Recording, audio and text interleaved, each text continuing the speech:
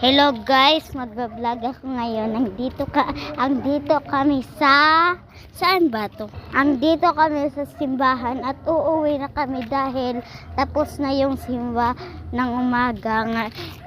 Tapos mag-inom kami sin tubig, tas mangaon, tas pagkatapos mangaon, tas nagkita anay kami sa tungkuan.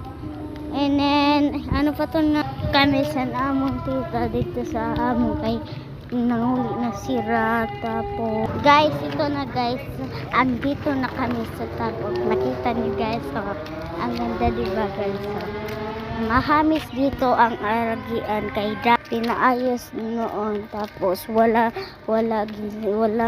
ang iba na nagipakan iba dito dahil maiha na to guys. Tapos guys, andito na kami, nakita niyo guys, doon sila naglalaro, nakita niyo.